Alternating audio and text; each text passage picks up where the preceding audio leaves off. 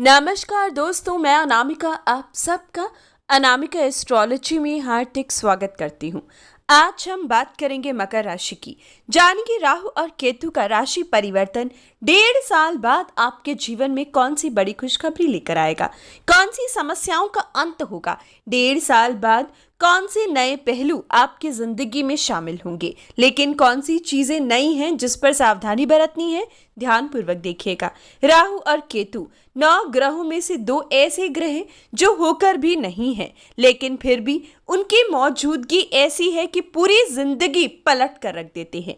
और अब 18 साल बाद राहु मेष राशि में और तुला राशि में केतु का राशि परिवर्तन होगा और 1.5 साल बाद राशि परिवर्तन यानी कि वृषभ और वृश्चिक राशि से मेष और तुला में राहु और केतु का महापरिवर्तन होगा 1.5 साल बाद। यानी कि दोस्तों, ये महीने दर महीने होने वाला राशि परिवर्तन नहीं है।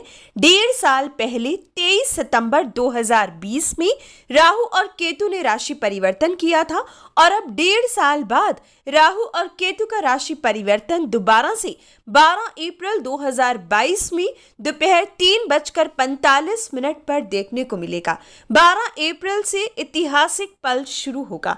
आपके लिए बहुत ही बड़ी खुशखबरी लेकर आई हूं, क्योंकि 1.5 साल से जो नहीं हुआ अब इन 1.5 सालों में जरूर होगा। जो 1.5 सालों से पंचम भाव और लाभ स्थान राहु और केतु की वजह से पीड़ित था, अब 12 अप्रैल को आप उन मुश्किलों से बाहर निकलोगे, पीड़ित अवस्था से बाहर निकलोगी और अपने समय को खुशनुमा बनाओगे।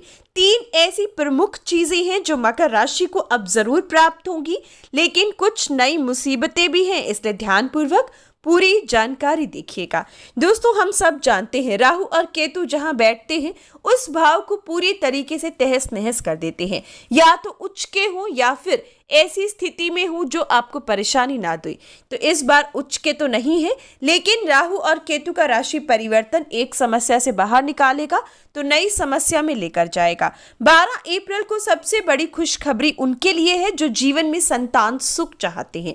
1.5 साल से संतान सुख मकर राशि के लिए शून्य के बराबर थी। संतान जिनकी है उनकी संतान के जीवन में भी कई समस्याएं इन 1.5 सालों में जरूर आई होंगी। 1.5 साल संतान के स्वभाव में आपने काफी उथल पुथल देखा होगा। ये समय उनसे निभी कम होगी, उनके कामों में रुकावटें रही होंगी। और जो दाम्पत्य अपने जीवन में संतान का सुख चाहती हैं, बच्चे के लिए प्लान कर रही थी, 1.5 साल राहु का पंचम भाव में रहना आपकी मुसीबतों को, मुश्किलों को बढ़ा रहा था। आपकी उम्मीदें इस समय कहीं ना कहीं टूटी होंगी, रूठी होंगी, लेकिन अब इस समस्या का अंत होगा। राहु की राशि परिवर्तन के साथ ही पंचम भाव अब एक्टिव होगा। अब संतान सुख के प्रबल योग आने वाले 1.5 सालों में आपकी राशि के लिए जरूर बनेंगे। दूसरी बड़ी खुशखबरी है स्टूडेंट्स के लिए, विद्यार्थियों के लिए पंचम भाव का एक्टिव होना बहुत जरूरी है।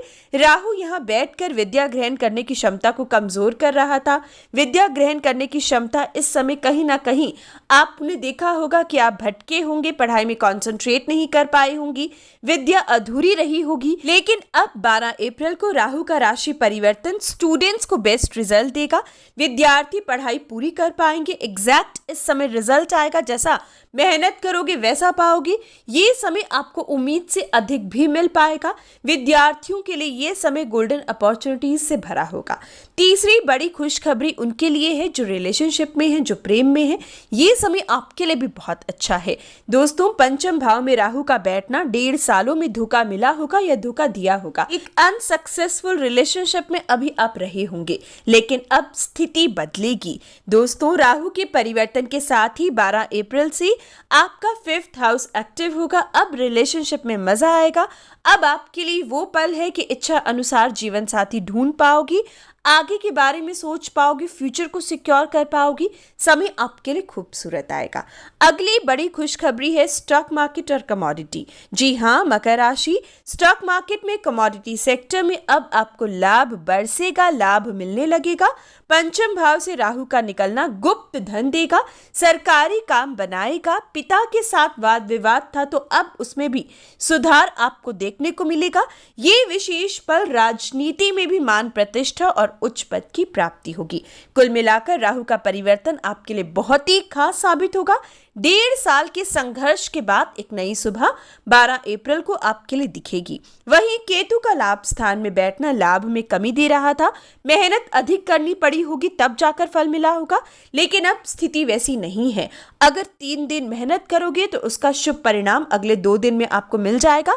ऐसी स्थिति केतु के परिवर्तन के साथ आपको देखने को मिलेगी।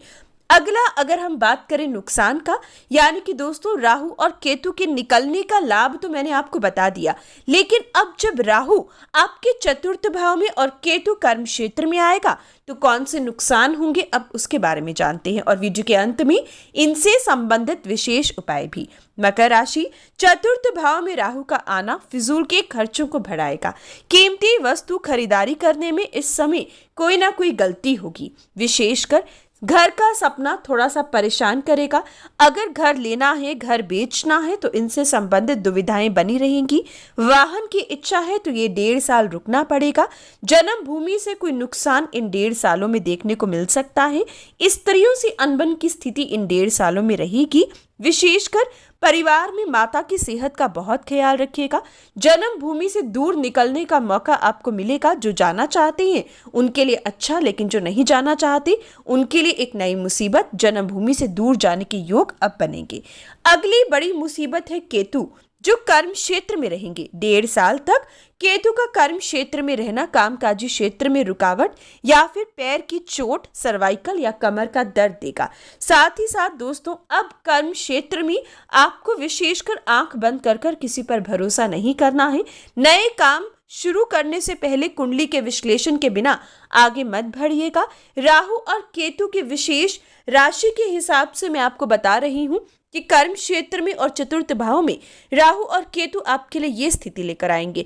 लेकिन एक बात का हमेशा ध्यान रखें कि राशि और लगन दोनों के आधार पर ही आप सही फैसला ले सकते हो।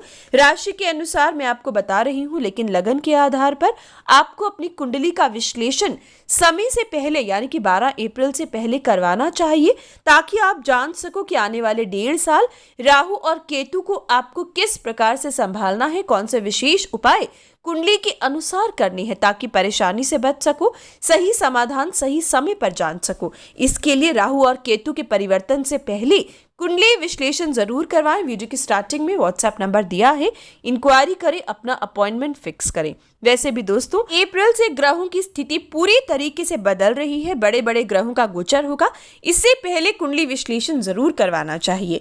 अभी बात कर रही है राहु और केतु की, तो केतु कर्म क्षेत्र में बैठकर कामकाज में थोड़ी सी रुकावटें लेकर आएगा, जिसके लिए कर्म क्षेत्र में एक तो सावधानी पूर्वक काम करना होगा, चोट फेट से बचना होगा।